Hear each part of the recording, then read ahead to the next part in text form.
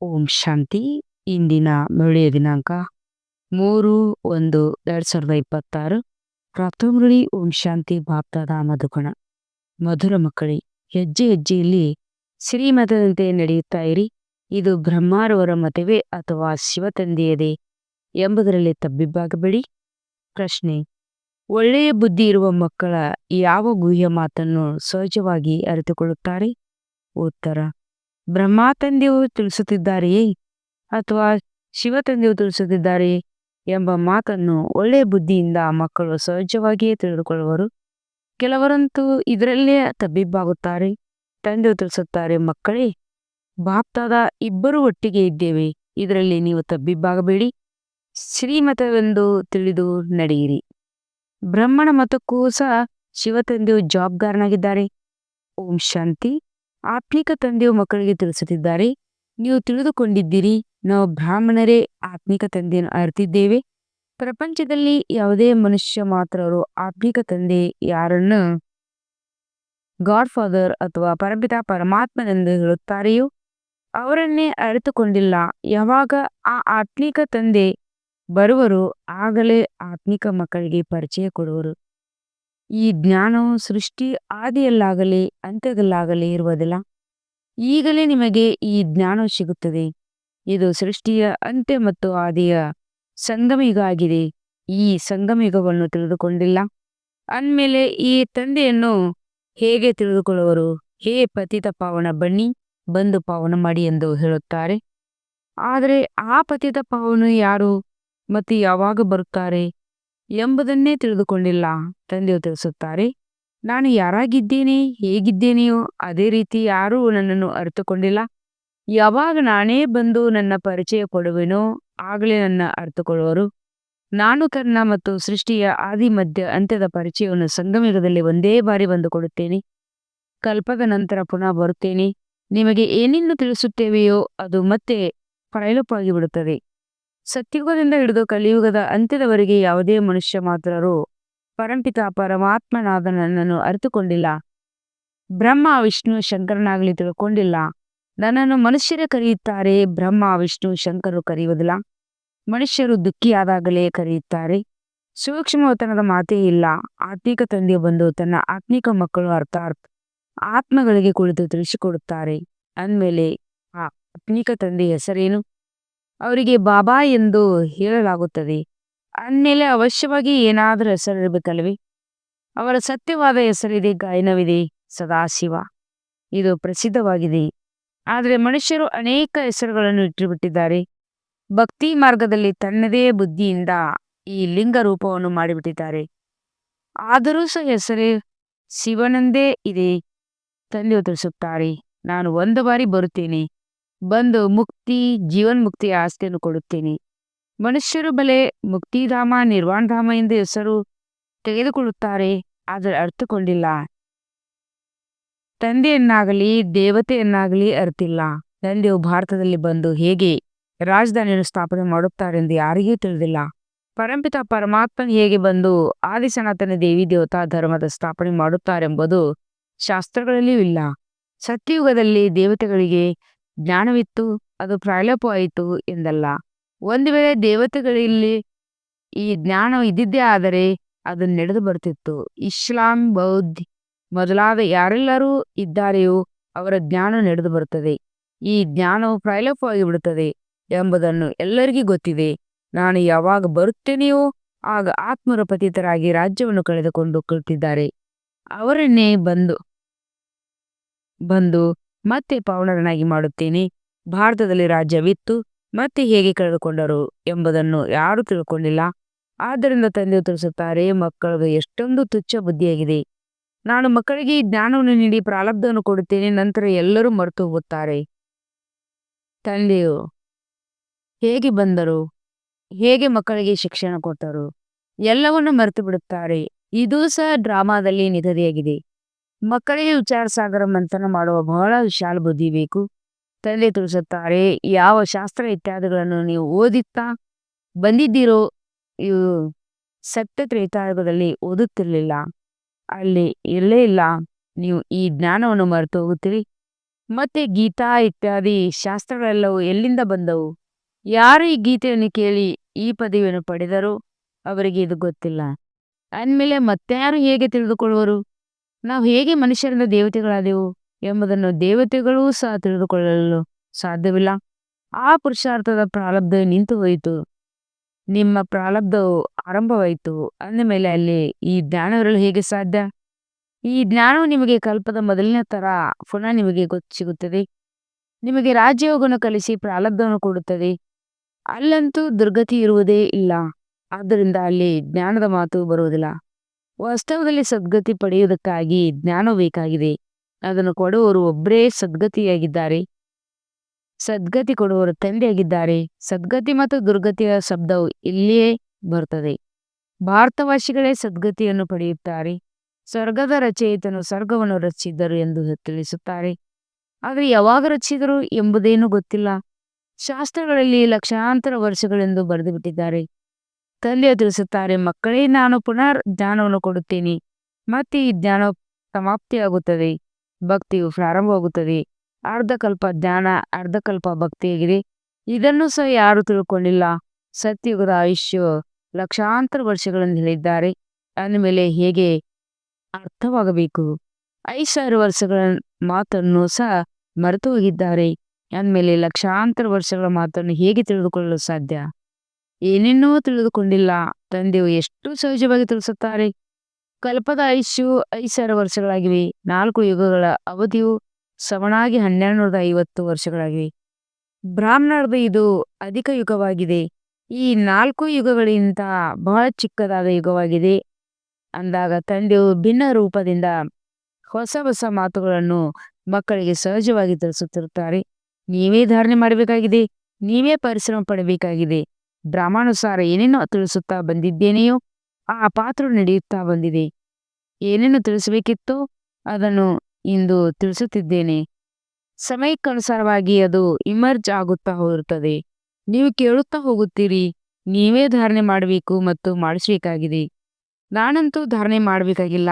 ನಿಮಗೆ ತಿಳಿಸುತ್ತೇನೆ, ಧಾರಣೆ ಮಾಡಿಸುತ್ತೇನೆ. ನಾನು ಆತ್ಮನಲ್ಲಿ ಪತಿತರನ್ನು ಪಾವನ ಮಾಡುವ ಪಾತ್ರವಿದೆ. ಕಲ್ಪದ ಹಿಂದೆ ಏನನ್ನೋ ತಿಳಿಸಿದ್ದೇನೆಯೋ ಅದೇ ಹೊರಬರುತ್ತಿರುತ್ತದೆ. ಏನನ್ನು ತಿಳಿಸಬೇಕೆಂದು ನಾನು ಮೊದಲೇ ವಿಚಾರ ಮಾಡೋದಿಲ್ಲ. ಬಲೆ ಈ ಬ್ರಹ್ಮಣ ಆತ್ಮವು ವಿಚಾರ ಸಾಗರ ಮಂಥನ ಮಾಡುತ್ತದೆ.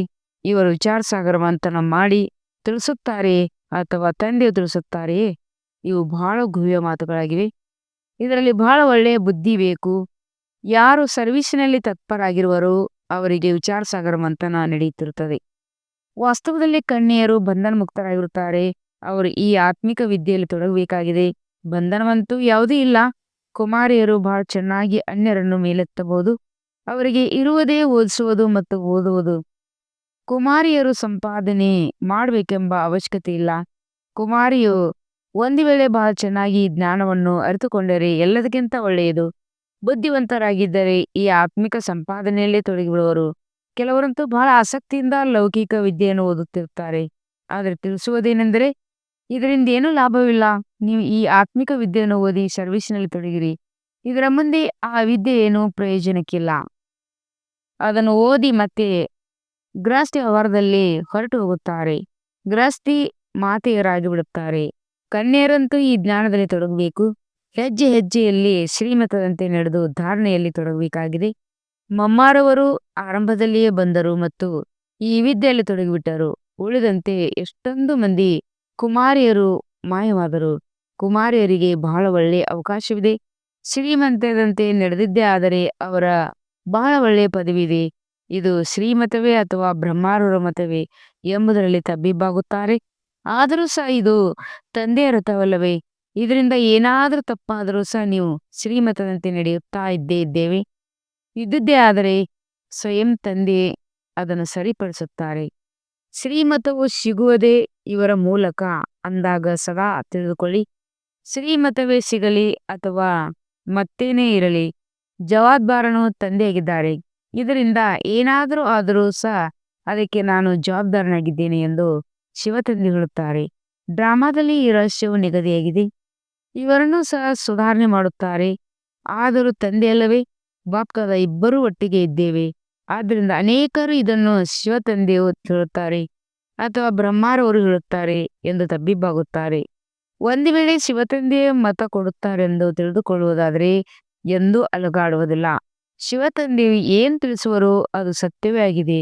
ಬಾಬಾ ತಾವೇ ನಮ್ಮ ತಂದೆ ಶಿಕ್ಷಕ ಸದ್ಗುರಾಗಿದ್ದೀರಿ ಎಂದು ನೀವು ಹೇಳುತ್ತೀರಿ. ಅಂದಮೇಲೆ ಶ್ರೀಮತದಂತೆ ನಡೆಯಬೇಕಲ್ವೇ? ಏನು ಹೇಳಿದಿರಿ ಅದರಂತೆ ನಡೆಯಿರಿ. ಯಾವಾಗಲೂ ಶಿವತಂದೆಯು ಹೇಳುತ್ತಾರೆಂದೇ ತಿಳಿಯಿರಿ. ಅವರು ಕಲ್ಯಾಣಕಾರಿಯಾಗಿದ್ದಾರೆ. ಈ ಬ್ರಹ್ಮ ತಂದೆಯ ಜವಾಬ್ದಾರಿಯು ಸಹ ಅವರ ಮೇಲಿದೆ. ಅವರ ರಥವಲ್ಲವೇ? ಇದು ಬ್ರಹ್ಮಾರವರ ಆದೇಶವೋ ಅಥವಾ ಶಿವತಂದೆಯೂ ಗೊತ್ತಿಲ್ಲ ಎಂದು ಏಕೆ ತಬ್ಬಿಬ್ಬಾಗುತ್ತೀರಿ? ಶಿವತಂದೆಯೇ ತಿಳಿಸುತ್ತಾರೆಂದು ನೀವು ಏಕೆ ತಿಳಿಯುವುದಿಲ್ಲ? ಶ್ರೀಮತವು ಏನು ಹೇಳಿದರೆ ಅದರಂತೆ ಮಾಡುತ್ತಾ ಇರಿ. ಅನ್ಯರ ಮತದಲ್ಲಿ ನೀವು ಬರುವುದಾದರೂ ಏಕೆ? ಶ್ರೀಮತದಂತೆ ನಡೆದಾಗ ಎಂದೂ ತೂಕಡಿಕೆ ಬರುವುದಿಲ್ಲ, ಆದರೆ ನಡೆಯುವುದಿಲ್ಲ. ಆದ್ದರಿಂದ ತಬ್ಬಿಬ್ಬಾಗುತ್ತಾರೆ. ತಂದೆ ತಿಳಿಸುತ್ತಾರೆ, ನೀವು ಶ್ರೀಮತದ ಮೇಲೆ ನಿಶ್ಚಯ ನೀಡಿ, ಆಗ ನಾನು ಜವಾಬ್ದಾರನಾಗಿದ್ದೇನೆ. ನೀವು ವಿಶ್ವವನ್ನೇ ಇಡುವುದಿಲ್ಲವೆಂದರೆ ನಾನು ಜವಾಬ್ದಾರನಲ್ಲ. ಯಾವಾಗಲೂ ತಿಳ್ಕೊಳ್ಳಿ, ಶ್ರೀಮತದಂತೆ ನಡೆಯಲೇಬೇಕಾಗಿದೆ. ಅವರು ಏನಾದರೂ ಹೇಳಲಿ, ಪ್ರೀತಿಯನ್ನಾದರೂ ಮಾಡಿ ಅಥವಾ ತಿರಸ್ಕಾರವನ್ನಾದರೂ ಮಾಡಿ, ನಾವು ನಿಮ್ಮ ಧರೆಯನ್ನು ಬಿಟ್ಟು ಹೋಗುವುದಿಲ್ಲ. ಇದು ತಂದೆಗಾಗಿ ಗಾಯನವಿದೆ. ಇದರಲ್ಲಿ ತಿರಸ್ಕಾರ ಮಾಡಿ ಒದೆಯುವ ಮಾತಂತೂ ಇಲ್ಲ. ಆದರೆ ಕೆಲವರಿಗೆ ನಿಶ್ಚಯ ಕುಳಿತುಕೊಳ್ಳುವುದೇ ಬಹಳ ಕಷ್ಟವಾಗುತ್ತದೆ. ಪೂರ್ಣ ನಿಶ್ಚಯವಾಗಿ ಬಿಟ್ಟರೆ ಕರ್ಮಾತೀತ ಸ್ಥಿತಿಯಾಗುವುದು. ಆದರೆ ಆ ಸ್ಥಿತಿಯು ಬರುವುದರಲ್ಲಿಯೂ ಸಮಯ ಬೇಕು. ಅದು ಅಂತ್ಯದಲ್ಲಿ ಆಗುವುದು. ಇದರಲ್ಲಿ ನಿಶ್ಚಯವು ಬಹಳ ಅಡೂಲವಾಗಿರಬೇಕು. ಶಿವತಂದೆಯಂತೂ ಎಂದೂ ಯಾವುದೇ ತಪ್ಪಾಗಲು ಸಾಧ್ಯವಿಲ್ಲ. ಇವರಿಂದ ಆಗುವುದು. ಇವರಿಬ್ಬರೂ ಒಟ್ಟಿಗೆ ಇದ್ದಾರೆ. ಆದರೆ ನೀವು ನಿಶ್ಚಯ ಇಡಬೇಕು. ಶಿವತಂದೆಯು ನಮಗೆ ತಿಳಿಸುತ್ತಾರೆ, ಅದರಂತೆ ನಾವು ನಡೆಯಬೇಕಾಗಿದೆ. ಹೀಗೆ ತಂದೆಯು ಶ್ರೀಮತದಂತೆ ತಿಳಿದು ನಡೆಯುತ್ತಾ ಇರಿ. ಆಗ ಉಲ್ಟಾ ಇರುವುದು ಸಹ ಸುಲ್ಟಾ ಆಗಿಬಿಡುವುದು. ಕೆಲವೊಮ್ಮೆ ತಪ್ಪು ತಿಳುವಳಿಕೆಯಾಗಿಬಿಡುತ್ತದೆ. ಶಿವತಂದೆ ಮತ್ತು ಬ್ರಹ್ಮ ತಂದೆಯ ಮುರಳಿಯನ್ನು ಸಹ ಬಹಳ ಚೆನ್ನಾಗಿ ತಿಳಿದುಕೊಳ್ಳಬೇಕಾಗಿದೆ. ಇದನ್ನು ತಂದೆಯು ಹೇಳಿದರೆ ಅಥವಾ ಈ ಬ್ರಹ್ಮ ತಂದೆ ಹೇಳಿದರೆ ಎಂದು ಈ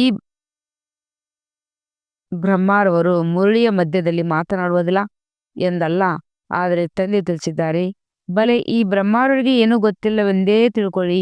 ಶಿವತಂದೆಯೇ ಎಲ್ಲವನ್ನು ತಿಳಿಸುತ್ತಾರೆ. ಶಿವತಂದೆಯ ರಥಕ್ಕೆ ಸ್ನಾನ ಮಾಡಿಸುತ್ತೇನೆ. ಶಿವತಂದೆಯ ಭಂಡಾರದ ಸರ್ವಿಸ್ ಮಾಡುತ್ತೇನೆ. ಇಷ್ಟು ನೆನಪಿದ್ದರೂ ಸಹ ಬಹಳ ಒಳ್ಳೆಯದು. ಶಿವತಂದೆಯ ನೆನಪಿನಲ್ಲಿದ್ದು ಏನೇ ಮಾಡಿದರೂ ಸಹ ನೀವು ಅನೇಕರಿಗಿಂತ ಬಹಳ ತೀಕ್ಷ್ಣವಾಗಿ ಮುಂದೆ ಹೋಗ್ಬೋದು. ಮುಖ್ಯ ಮಾತು ಶಿವತಂದೆಯ ನೆನಪಾಗಿದೆ. ತಂದೆ ಮತ್ತು ಆಸ್ತಿ ಉಳಿದೆಲ್ಲವೂ ವಿಸ್ತಾರವಾಗಿದೆ. ತಂದೆ ಏನೇನು ತಿಳಿಸುತ್ತಾರೆಯೋ ಅದರ ಮೇಲೆ ಗಮನ ಕೊಡಬೇಕಾಗಿದೆ. ತಂದೆಯೇ ಪತಿತ ಪಾವನ ಜ್ಞಾನ ಸಾಗರನಾಗಿದ್ದಾರಲ್ಲವೇ? ಅವರೇ ಪತಿತ ಶೂದ್ರರನ್ನು ಬ್ರಾಹ್ಮಣರನ್ನಾಗಿ ಮಾಡುತ್ತಾರೆ. ಬ್ರಾಹ್ಮಣರನ್ನೇ ಪಾವನರನ್ನಾಗಿ ಮಾಡುತ್ತಾರೆ. ಶೂದ್ರರನ್ನು ಮಾಡುವುದಿಲ್ಲ. ಇವೆಲ್ಲ ಮಾತುಗಳು ಯಾವುದೇ ಭಾಗವತ ಮಾತುಗಳ ಮೊದಲಾದವುಗಳಲ್ಲಿಲ್ಲ. ಕೆಲವು ಶಬ್ದಗಳಿಗೆ ಈ ರಾಧೆ ಕೃಷ್ಣರೇ ಲಕ್ಷ್ಮೀನಾರಾಯಣರಾಗಿದ್ದಾರೆ ಎಂಬುದನ್ನು ಸಹ ಮನುಷ್ಯರಿಗೆ ಗೊತ್ತಿಲ್ಲ. ಇದರಲ್ಲೇ ತಬ್ಬಿಬ್ಬಾಗುತ್ತಾರೆ.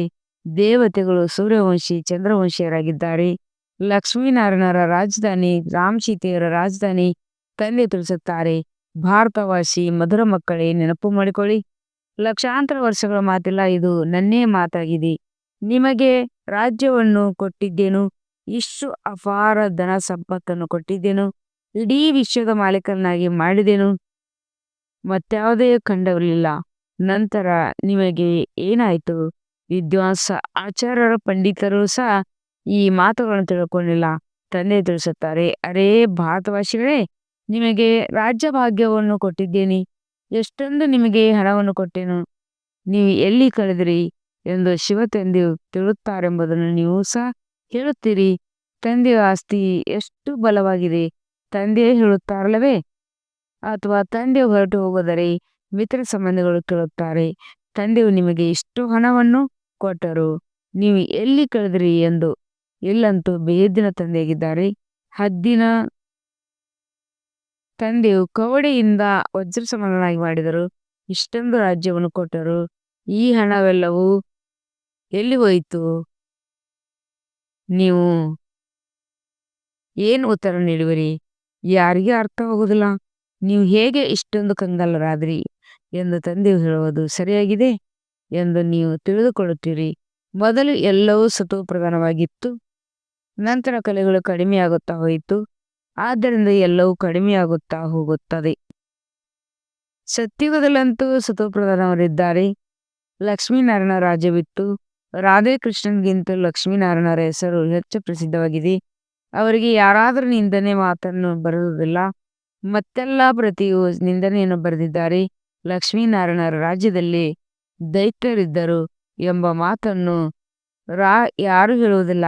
ಇವು ತಿಳಿದುಕೊಳ್ಳುವ ಮಾತುಗಳು ಆಗಿವೆ. ತಂದೆಯು ಜ್ಞಾನದಿಂದ ಜೋಳಿಗೆಯನ್ನು ತುಂಬಿಸುತ್ತಿದ್ದಾರೆ. ತಂದೆಯು ತಿಳಿಸುತ್ತಾರೆ, ಮಕ್ಕಳೇ, ಈ ಮಾಯೆಯಿಂದ ಬಹಳ ಎಚ್ಚರಿಕೆಯಿಂದ ಒಳ್ಳೆಯದು. ಮಧುರಾತಿ ಮಧುರ ಅಗಲಿ ಹೋಗಿ ಮರಳಿ ಸಿಕ್ಕರು ಮಕ್ಕಳ ಪ್ರತಿ ಮಾತ್ಪಿತ ಮಾಪ್ತದರ ನೆನಪು ಪ್ರೀತಿಯಾದ ಸುಪ್ರಭಾತ. ಆತ್ಮಿಕ ಮಕ್ಕಳಿಗೆ ಆತ್ಮಿಕ ತಂದೆಯ ನಮಸ್ತೆ. हम रूहानी बच्चों की रूहानी बाप दादा को याद प्यार और गुड मॉर्निंग और नमस्ते नमस्ते शुक्रिया बाबा शुक्रिया वह बाबा वह. ಧಾರಣೆಗಾಗಿ ಮುಖ್ಯ ಸಾರ. ಬುದ್ಧಿವಂತರಾಗಿ ಸತ್ಯ ಸೇವೆಯಲ್ಲಿ ತೊಡಗಬೇಕಾಗಿದೆ.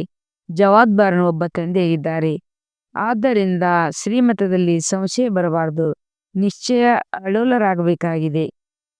ವಿಚಾರಸಾಗರ ಮಂಥನ ಮಾಡಿ ತಂದೆಯ ಪ್ರತಿ ತಿಳುವಳಿಕೆಯ ಮೇಲೆ ಗಮನ ಕೊಡಬೇಕಾಗಿದೆ. ಸ್ವಯಂ ಧಾರಣೆ ಮಾಡಿ ಅನ್ಯರಿಗೂ ತಿಳಿಸಬೇಕಾಗಿದೆ.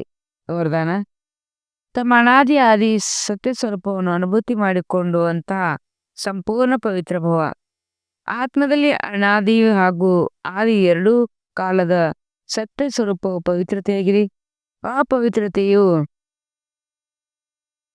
ಅಸ್ವಾಭಾವಿಕ ಶೂದ್ರರ ಕಡೆಗೆ ಕೊಡುಗೆಯಾಗಿದೆ. ಶೂದ್ರರ ವಸ್ತುವನ್ನು ಬ್ರಾಹ್ಮಣ ಉಪಯೋಗಿಸಿ ಮಾಡಲು ಸಾಧ್ಯವಿಲ್ಲ. ಆದ್ದರಿಂದ ಕೇವಲ ಇದೇ ಸಂಕಲ್ಪ ಮಾಡಿರಿ: ನಾನು ಅನಾದಿ ಆದಿಕಾಲದ ಸತ್ಯ ಸ್ವರೂಪದ ಪವಿತ್ರ ಆತ್ಮನಾಗಿದ್ದೇನು. ಯಾರನ್ನೇ ನೋಡುವಿರೆಂದರೆ ಅವರ ಸತ್ಯ ರೂಪವನ್ನು ನೋಡಿರಿ. ಸತ್ಯತೆಯನ್ನು ಅನುಭೂತಿಯನ್ನು ಮಾಡುತ್ತೀರೆಂದರೆ ಸಂಪೂರ್ಣ ಪವಿತ್ರ ಆತ್ಮರಾಗಿ ಮೊದಲ ದರ್ಜೆಯ ಅಥವಾ ಏರ್ ಕಂಡೀಷನ್ ಟಿಕೆಟಿನ ಅಧಿಕಾರಿ ಆಗಿಬಿಡುವೆನು. ಸ್ಲೋಗನ್ ಆಗಿದೆ: ತಮ್ಮ ಜೋಳಿಗೆಯ ಬುದ್ಧಿರೂಪಿಯನ್ನು ಪರಮಾತ್ಮನ ಆಶೀರ್ವಾದಗಳಿಂದ ಸಂಪನ್ನ ಮಾಡಿಕೊಳ್ಳುತ್ತೀರೆಂದರೆ ಮಾಯೆಯು ಸಮೀಪಕ್ಕೆ ಬರಲು ಸಾಧ್ಯವಿಲ್ಲ. ಅವ್ಯಕ್ತ ಸೂಚನೆ: ಈ ಅವ್ಯಕ್ತ ಮಾಸದಲ್ಲಿ ಬಂಧನಮುಕ್ತರಾಗಿ ಜೀವನ್ಮುಕ್ತ ಸ್ಥಿತಿ ಅನುಭವ ಮಾಡಿರಿ. ಬಹುತೇಕ ಮಕ್ಕಳಿಂದ ಈಗ ಲೋಕದ ಸರಪಳಿಗಳನ್ನು ಕಬ್ಬಿಣದ ಬಂಧನಗಳನ್ನು ಕತ್ತರಿಸಲಾಗಿದೆ. ಆದರೆ ಬಹಳ ಸೂಕ್ಷ್ಮ ಮತ್ತು ರಾಯಲ್ ಸರಪಳಿಯು ಇನ್ನೂ ಬಂಧನದಲ್ಲಿ ಉಳಿದಿದೆ. ಅನೇಕರು ಪರ್ಸನಾಲಿಟಿ ಫೇಲ್ ಮಾಡುವರು. ಸ್ವಯಂ ಒಳಗೆ ಅಷ್ಟು ವಿಶೇಷ ಗುಣವಿಲ್ಲದಿದ್ದರೂ ಉಳಿಯುತ್ತಾರೆ. ನಾವು ಬಹಳ ಒಳ್ಳೆಯವರು, ನಾವು ಬಹಳ ಮುಂದೆ ಹೋಗುತ್ತೇವೆ. ಈ ಜೀವನದಲ್ಲಿ ದಾರಗಳು ಬಹುತೇಕ ಮಕ್ಕಳಲ್ಲಿವೆ. ಈಗ ಬಾಪ್ತಾದರವರು ಈ ದಾರಗಳಿಂದ ಮುಕ್ತರಾದ ಜೀವನ್ಮುಕ್ತರಾದ ಮಕ್ಕಳನ್ನು ನೋಡಲು ಇಚ್ಛಿಸುತ್ತಾರೆ. ಓಂ ಶಾಂತಿ.